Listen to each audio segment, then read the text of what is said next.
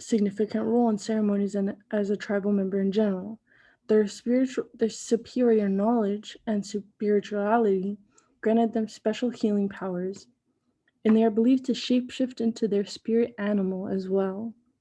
In Tongva, shamans are known as Yova Rekam. Yova Rekam. A specific ritual ceremony native to the Tongva people is the black sage and white sage, known as Kasili, and they relied on them to soothe many health problems as well. In each of these images, we see them burning sage with a feather and or an abalone shell. They heated the black sage leaves to apply either topically to earaches and sore throats. Um, and more medical uses of white sage included teas for treating common colds, stomach problems, cancer, or canker sores. Aside from the healing and ritual activities, these individuals composed music, sacred songs, and dances that tell stories of the tribe's history and upbringing. Shamans' works of art, poetry, and storytelling offer honor and remembrance to the significant events or great people of their history. They carry on the very important legacy and culture that was purposely being erased. And today they serve a really important role in the revival of Native American culture. The next important topic I thought was important was the Tongva creation stories. There are two different stories, the Kuer and the Wewa. Their knowledge of land and its inner workings reflect Tongva's creation stories. Tongva in translation actually means the people of the earth. There are two creation stories. The first is the Kuer, and the second is the Weya. The Kuer begins with a great being that sings 7 giants into existence, who sing and dance people and the rest of the world into creation. Kuer is a genderless being, although referred to in masculine terms. So the Wewa, differs from the Kuer in that it does not refer to the creation of people. The genderless Kuar creates helpers with a song that makes all else known to man. But Wewa is gendered male and does not define the creation of people. Wewa, the male sky father, notices that the earth is made up of only water and decides to create 7 giant turtles that will become the land. The process lasts 6 days and explains the origin of earthquakes, the creation of trees and land.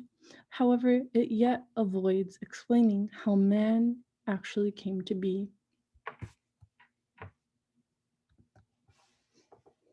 For sacred land and springs, the entire Los Angeles basin and beyond, from the hills of downtown LA to the beaches of the Catalina Island, is the ancestral homeland of the Tongva people.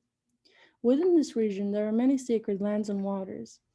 These include the Curravunga Natural Springs in West LA, the Pavunga Sacred Site on the campus of Cal State Long Beach, our school, and the Tongva Burial Grounds located in Playa Vista.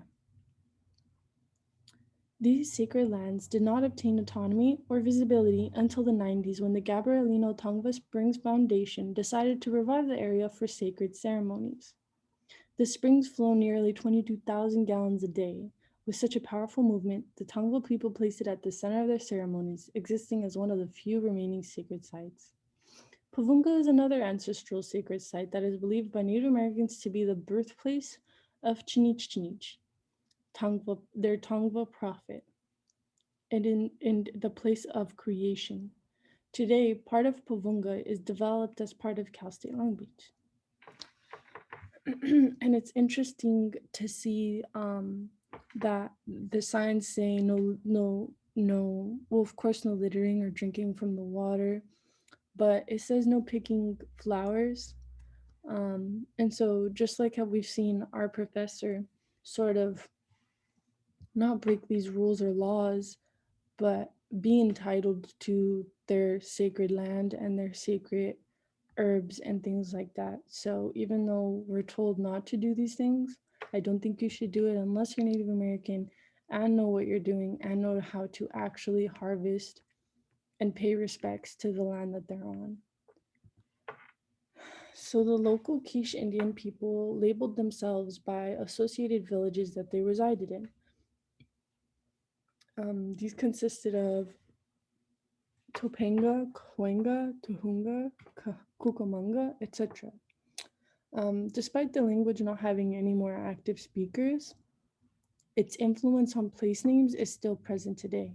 There are several examples, and Pacoima, Topanga, Azusa, Cahuenga, and Rancho Cucamonga are only to name a few. And Azusa specifically is derived from the Tonga village Azuksana. Cahuenga is derived from the phrase Coenga, place of the fox. Tuhuenga is another place name example which comes from the words old woman's place in the indigenous Tuhuenga language. Another important topic to discuss is the clothing of Native American men, women, and children of during the tribal era. The clothing varied between tribes and gender. The Tongva men and children actually avoided clothes during the warmer seasons. However, if men chose to wear anything, it would be a piece of animal skin wrapped around their hips. Women created skirts using thin strips of plant material.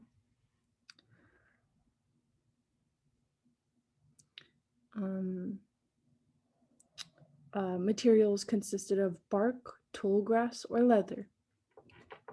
Colder weather called for capes or cloaks made of animal fur.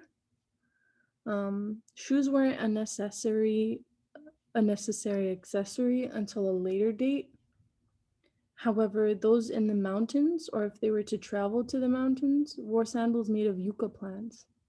As for aesthetics, tattoos were inked onto the foreheads and chins of both men and women. However, more recently, women tattoo their chins as a form of decolonization and cultural revival.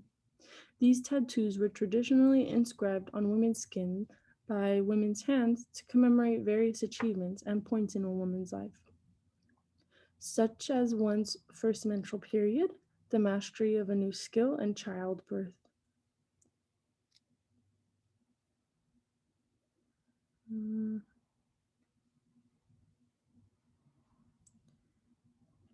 By reviving this practice, many women are taking autonomy of the Native American narrative to represent and reject the historical oppression and erasure of such practices is a very extreme and decisive move.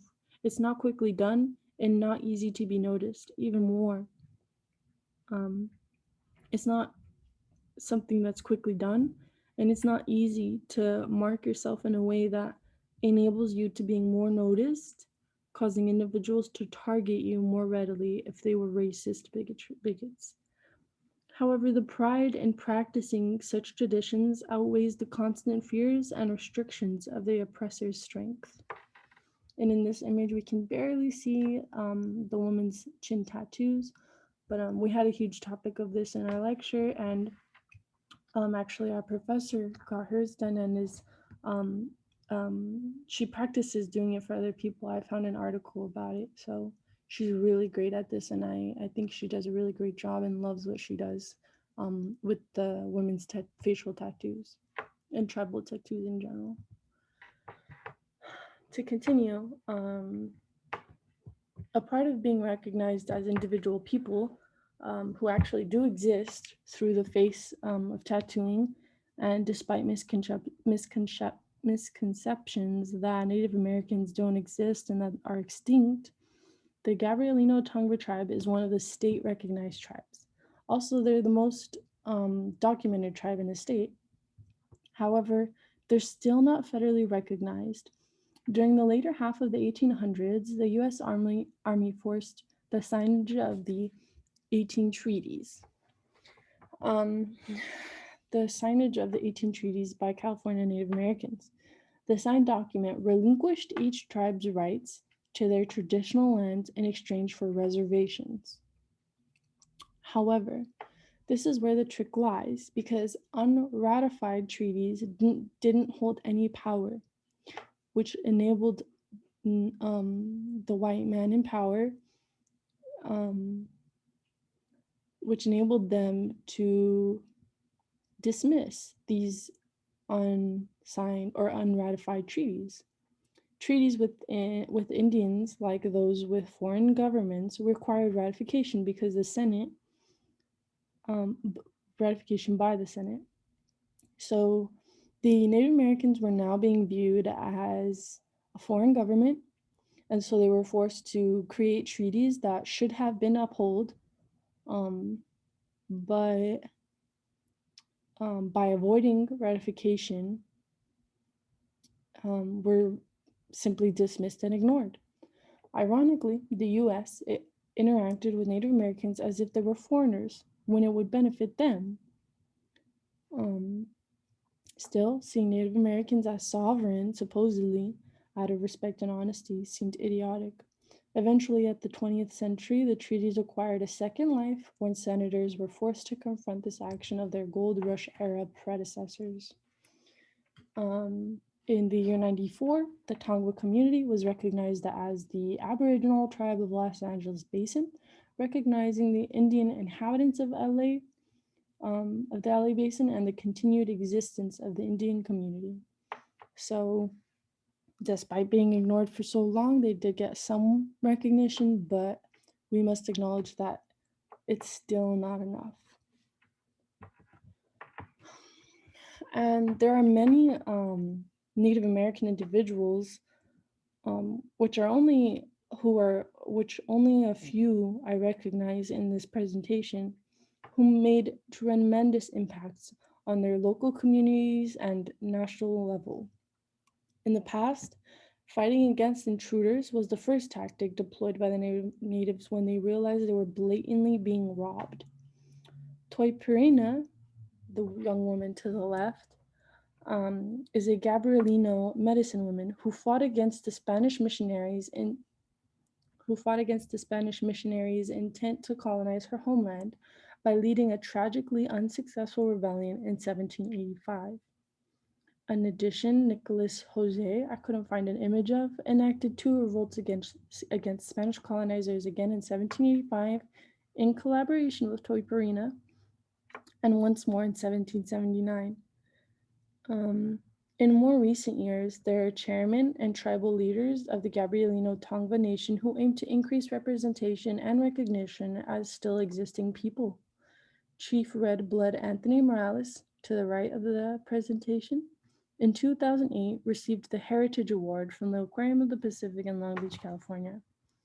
Rose Meyer, depicted in the middle, was one of the few Tongva speakers left. She decided to entrust ethnographer C. Hart Merriam by teaching him her native language. She's cited as the source of the widely used endonym Tongva. Another sympathetic American linguist and ethnologist like Merriam, named Harrington, spent his entire career and life recording languages, stories, and the lives of many California tribes. The purpose for preserving and reviving languages and cultures that began to fade away is to carry on the legacy and ancestral strength and sacred knowledge, while recognizing their traumas in the hope of ridding racist white supremacist ideals that are now taking the form of land genocide targeting the areas these groups live in. And that concluding sentence is in reference to the video we had to watch for class. Nonetheless, the indigenous tribe of Southern California, Los Angeles, Tongva and Gabrielino tribe, their actions from the past till now are benefiting the land. They are behaving respectfully and trying to give out a very important